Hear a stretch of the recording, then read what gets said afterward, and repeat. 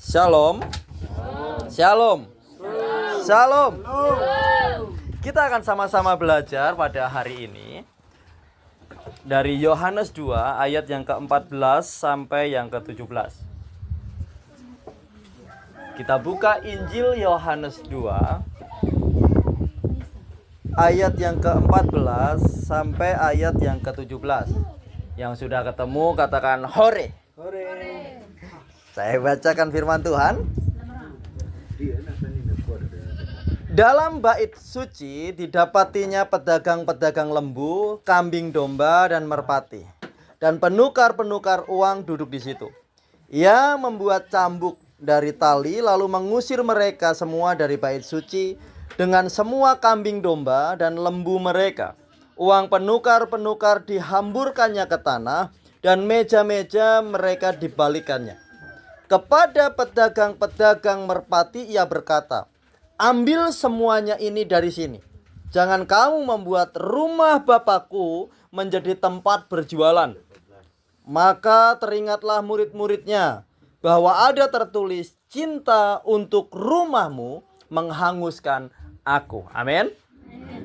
Saya bersyukur dengan kesaksian yang luar biasa yang Pak Putra bawakan, di mana kehidupan sebelum Kristen dan setelah Kristen ada satu perubahan yang berbeda.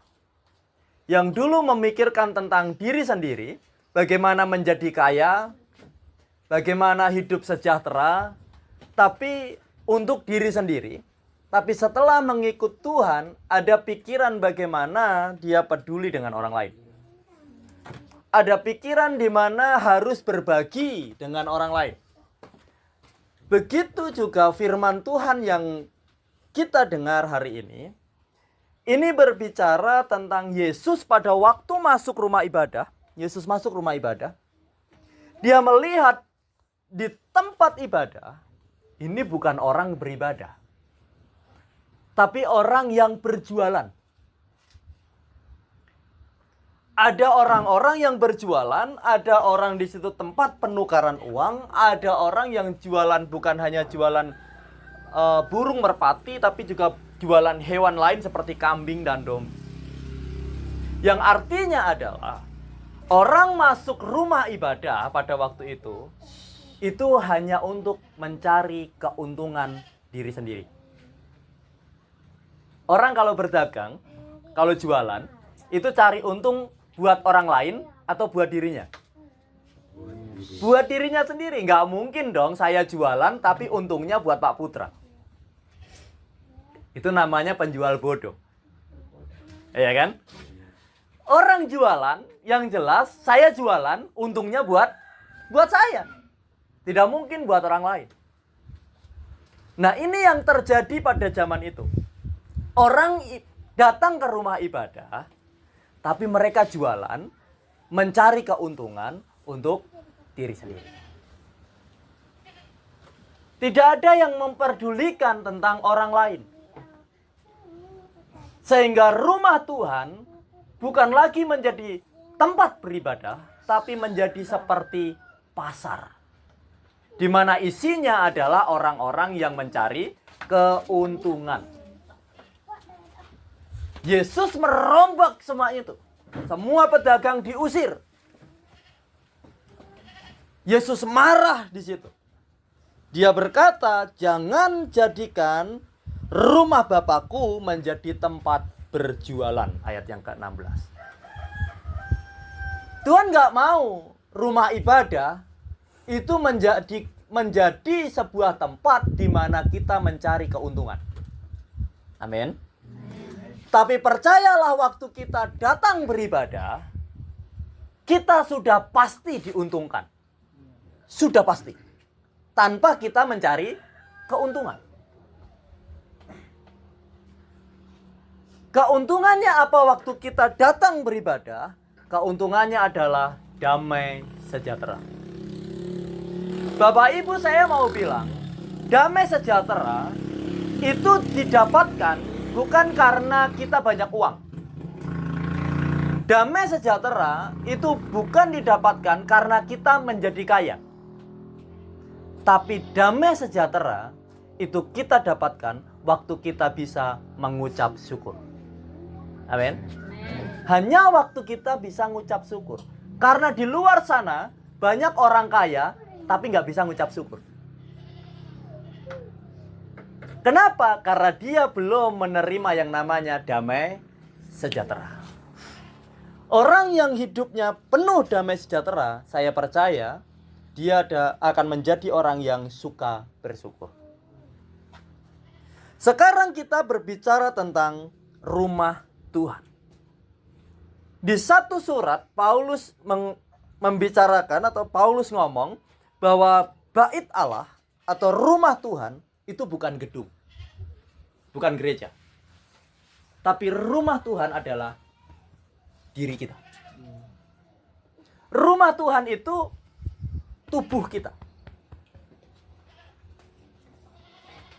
Sehingga kalau kita tahu rumah Tuhan adalah tubuh kita, artinya Tuhan itu selalu tinggal di dalam kita.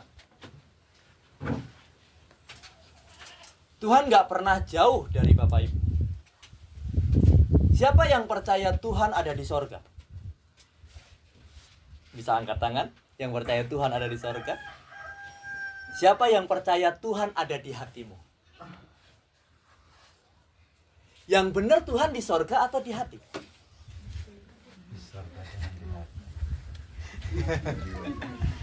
Ya kan? Yang benar Tuhan ada di sorga atau di hati? Di kepercayaan lain, Tuhan itu tempatnya jauh di sana. Di mana? Di sorga. Tapi dalam kepercayaan orang Kristen, Tuhan ada di sini. Sebab ini adalah rumah Tuhan. Ada satu agama percaya bahwa rumah Tuhan itu ada di negara yang lain.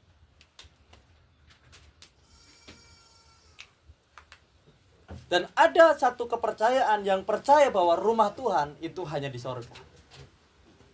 Tapi Kristen percaya bahwa rumah Tuhan adalah diri kita.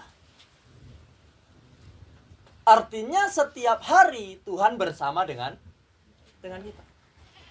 Waktu saudara berbuat dosa, Tuhan ada nggak? Ada. Waktu saudara berbuat baik, Tuhan ada nggak? Ada. Sehingga dia adalah pribadi yang maha melihat. Dia adalah pribadi yang maha mendengar. Karena kapanpun, dimanapun, apapun yang kita lakukan, Tuhan ada di dalam kita.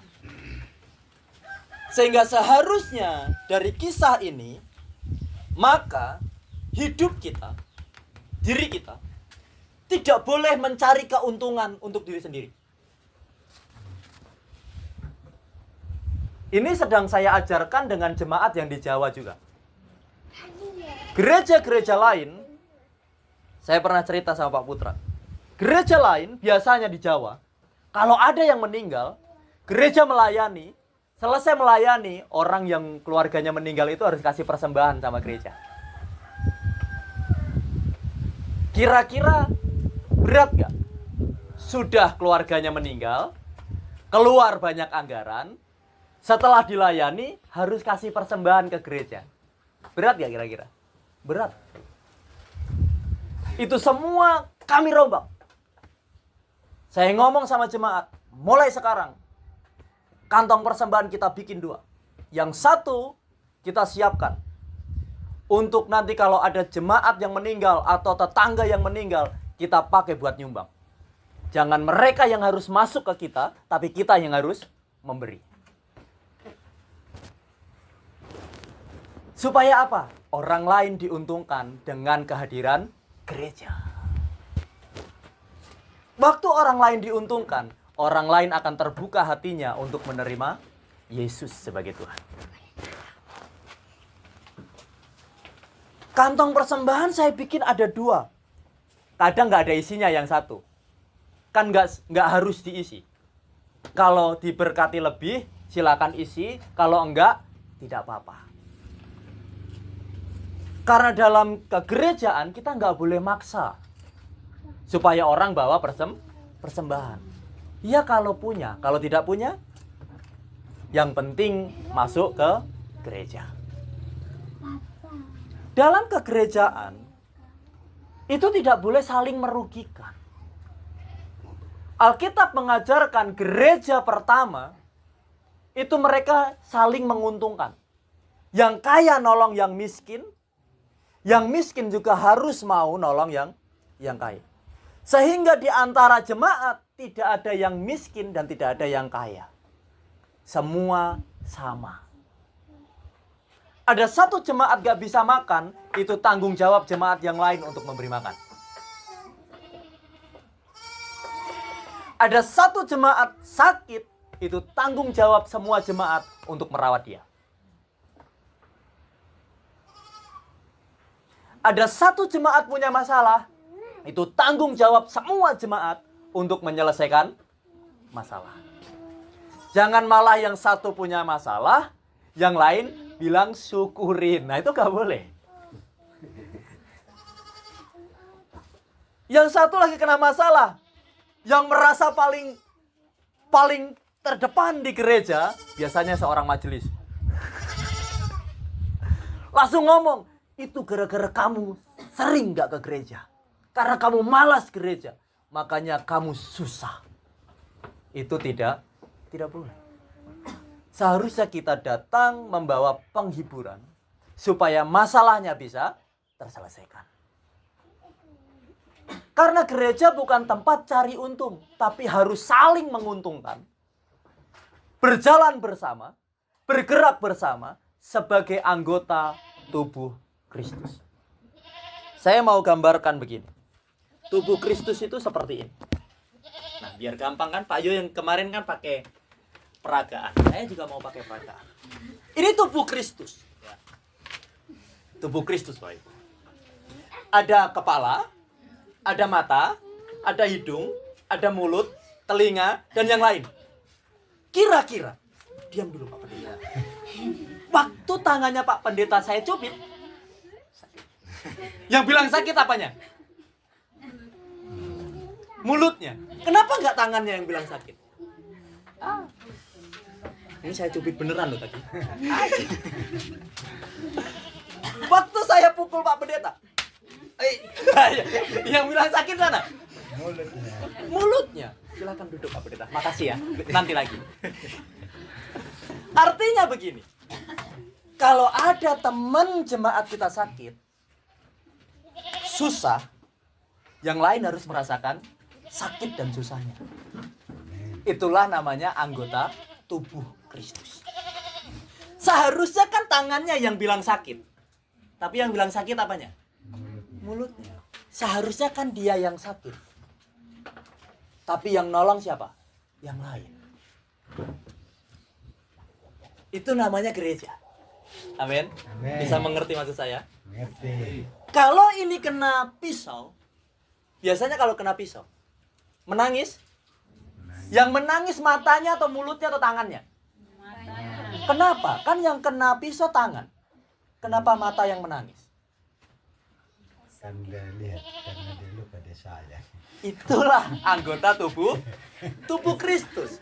Yang satu terluka, yang lain ikut merasakan. Siapa tadi yang flu, yang demam? Ella. Yang demam apanya? Kepalanya. Kepalanya demam.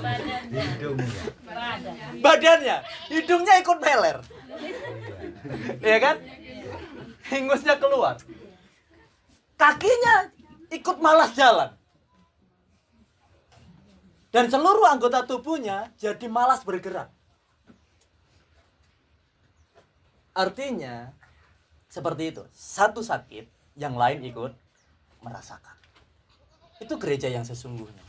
Tapi gereja zaman sekarang sudah tidak menerapkan itu. Banyak yang tidak menerapkan itu. Pas anggota jemaat satu yang sakit, yang lain seolah-olah tuli. Nggak mendengar. Iya kan? Banyak yang seperti itu. Di sini nggak ada, gereja lain mungkin ada. Yang lain pura-pura tuli. Padahal udah dikasih tahu ini sakit loh. Ya, sebenarnya mendengar tapi pura-pura nggak dengar. Terus ada yang tergerak hatinya karena tadi waktu dicubit, mulutnya berbicara, mulutnya peduli. Ada yang peduli, ayo kita jenguk dia. Kita datang ke rumahnya, kita doakan. Kita bawakan mie misalnya. Tapi dari mana dapat mie? Pasti harus beli. Bagaimana kita bisa beli? Iuran 1.000 buat beli. 1.000 kali 50 misalnya, itu udah 50.000. 50.000 dapat mie berapa? 10 lebih. Dimakan satu kali tidak habis. Yang sakit tadinya benar-benar nggak ada pengharapan karena melihat ada kepedulian jemaat yang lain, maka dia bisa mendapat pengharapan yang baru. Alkitab katakan hati yang gembira adalah obat. Waktu dikunjungi, yang sakit ini dikunjungi sama yang lain, hatinya gembira. Dengan kegembiraan hatinya, dia dipercepat kesembuhannya. Dan itu yang harus kita terapkan bersama. Amin. Kita harus belajar peduli, mengerti. Jangan jadikan rumah Tuhan untuk mencari keuntungan. Tapi jadikan rumah Tuhan untuk saling menguntungkan. Saling menguntungkan satu dengan yang lain. Yang satu malas sekolah, yang lain punya tanggung jawab untuk mendidik, untuk menegur, supaya dia tidak menjadi pribadi yang malas sekolah dan menjadi pribadi yang luar biasa nantinya. Amin. Itu tanggung jawab kita semua. Bukan cuma tanggung jawab Pak Pendeta. Pak Pendeta tanggung jawabnya memberitakan firman. Jemaat punya tanggung jawab untuk melakukan. Supaya gereja itu benar-benar jadi berkat. Amin. Kalau gereja jadi berkat, saya percaya Bapak Ibu, orang lain akan tertarik dengan sendirinya untuk bergabung dengan kita. Kita nggak usah capek-capek. Kami bersyukur di tempat kami di Jawa, itu walaupun tempat kami, Jawa itu orang yang susah Kristen itu untuk berkembang sebenarnya. Tapi kami bersyukur gereja kami hampir setiap tahun pasti baptis orang Islam. Pasti. Hampir setiap tahun. Minimal ada satu orang Muslim yang kami baptis. Artinya gini. Waktu kita mengerjakan firman Tuhan di dalam gereja, maka Tuhan yang akan menambahkan jiwa di dalam gereja. Amin. Tuhan yang akan menambahkan jiwa. Tapi waktu jemaat itu ogah-ogahan malas melakukan firman Tuhan, Tuhan juga nggak akan nambahkan jemaat. Nggak akan. Karena begini, Tuhan akan melihat. Kalian aja belum bisa. Kalau tak tambah lagi, bukan makin baik, makin susah. Tuhan akan terus memperhatikan saudara dan saya, sebab Tuhan ada di dalam diri kita. Sehingga apapun yang saudara dan saya kerjakan, itu tidak ada yang namanya kesia-siaan. Semakin setia, tadi saya beritakan waktu di Punda, saya berbicara tentang kesetiaan tadi. Semakin setia, engkau akan semakin menjadi luar biasa. Karena tadi di Punda saya berbicara tentang air menjadi anggur. Di sini ada yang tahu nggak bahwa air menjadi anggur itu pernah terjadi di NTT?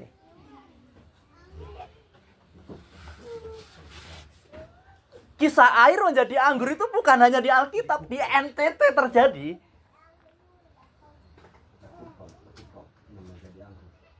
Air jadi anggur, Bapak Ibu. Bukan cuma di Alkitab, di NTT. Bayangin NTT. Saya kasih tahu di Soe tempatnya. Ini ada orang Soe toh? Calon.